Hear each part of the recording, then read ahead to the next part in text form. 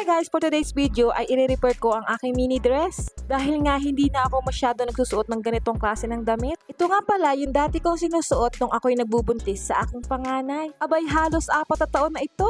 Kaya naman lakas loob ako nagupitin ito.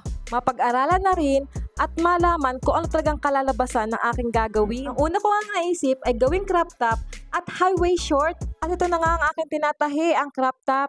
Sa tuwing may bakanting oras ako sa pag-aalaga sa aking mga anak at pagtatanim ng halaman, itong aking ginagawa, ang magtahi. Isa rin kasi sa hilig ko ang magtahi. Nakakawili at nakakawala ng stress. Mabuti na lang kamo, nabili ko itong all-flying portable sewing machine. Maganda ang quality at pangmatagalan at hindi lang yon, affordable pa. Dahil sa halagang 800 to 900 pesos, may portable sewing machine ka na. Napakadaling gamitin, perfect na perfect sa mga baguhan katulad ko na walang experience or never nakahawak ng sewing machine na ang alam lang ay magmano-manong pagkatahi gamit ang kamay. At siya nga pala guys, ito nga pala ang aking ginugupit ay high waist short at ito na nga at aking tatahiin na. Napakaganda talaga gamitin ng sewing machine na to guys. Kaya para sa mga mami na nasa bahay lang at hilig ang magtahi, ito ang perfect sa inyo. Dahil dito, hindi nasasakit ang kamay mo sa kare-repair ng damit ng anak at asawa mo. Kaya guys, kung gusto mo rin ito, check mo na ang yellow basket sa ibaba kung saan ko nabili ito. At ito na nga guys, aking pinapalit ang garter kasi ayaw ko ng malapad.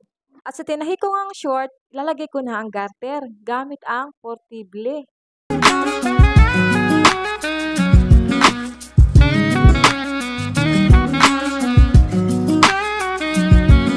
Ayan, okay na. Nailagay ko na. So, tatahiin ko naman ngayon ang garter. Pagdudugtungin ko sila.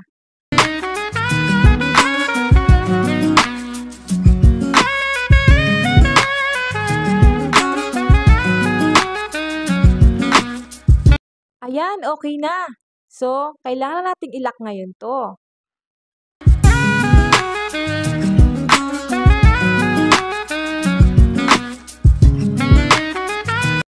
Ayan, okay na. Nakalagay na ng maayos ang garter. Ngayon, tatahian ko uli ng isang pasada ang garter para mas maging maganda ang lapat nito.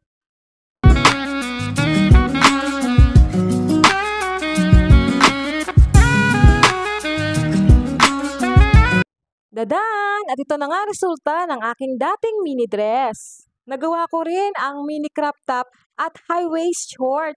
Yun lang po for today's video. Thank you for watching!